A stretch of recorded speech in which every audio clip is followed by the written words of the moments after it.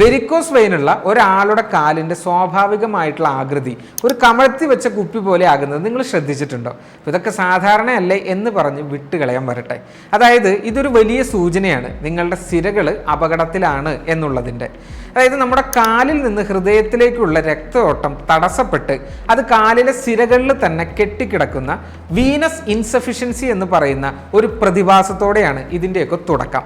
ഇത് കാലിലെ വെയിനുകൾക്ക് സമ്മർദ്ദം കൂടുന്നതിന് കാരണമാകുന്നു. കൂടാതെ ആ ഭാഗത്തുള്ള ബ്ലഡ് സർക്കുലേഷൻ കുറയുമ്പോൾ സ്കിന്നിലേക്കും പേശിയിലേക്കൊക്കെയുള്ള ഓക്സിജൻ സപ്ലൈ കുറഞ്ഞ് ആ ഭാഗത്തെ കോശങ്ങൾക്ക് ഇൻഫ്ലമേഷൻ ഉണ്ടാവുകയും സ്കാറിംഗ് വന്ന് ആ ഭാഗം കട്ടിയാവുകയും ചെയ്യുന്നു. ഇതുകൊണ്ട് തന്നെ കണങ്കാലിന് മുകൾ ഭാഗത്തുള്ള ഭാഗം ശോഷിച്ചു പോവുകയും കാൽമുട്ടിന് തൊട്ട് താഴെയുള്ള ഭാഗം നീര് വന്ന പോലെ വീർത്ത് വരികയും ചെയ്യുന്നു. അപ്പോൾ ഈ ഒരു രൂപമാറ്റത്തെയാണ് ഷാംപെയിൻ ബോട്ടിൽ ലെഗ് എന്ന് പറയുന്നത്.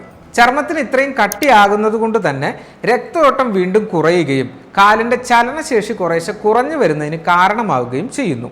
അതുപോലെ ചർമ്മത്തിൻ്റെ മൃദുത്വം നഷ്ടപ്പെടുന്നത് കൊണ്ട് തന്നെ ഒരിക്കലും ഉണങ്ങാത്ത തരത്തിലുള്ള മുറിവുകളിലേക്ക് ഇത് പിന്നീട് നിങ്ങളെ കൊണ്ടുചെന്ന് എത്തിക്കുന്നു.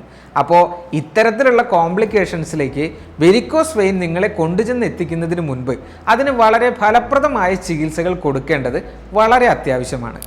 ഹെർബലി ടച്ച് ആയുർവേദ ഹോസ്പിറ്റലിൽ വെരിക്കോസ് വെയിനിന് വളരെ ഫലപ്രദമായിട്ടുള്ള ചികിത്സകളാണ് ഞങ്ങൾ നൽകി വരുന്നത്. നിങ്ങൾക്കും വെരിക്കോസ് വെയിൻ മൂലമുള്ള പ്രശ്നങ്ങളും മറ്റനുബന്ധ ബുദ്ധിമുട്ടുകളും ഉണ്ടെങ്കിൽ ഇന്ന് തന്നെ ഹെർബലി ടച്ചിൻ്റെ ആയുർവേദ ഹോസ്പിറ്റലുകളുമായി ബന്ധപ്പെടുക.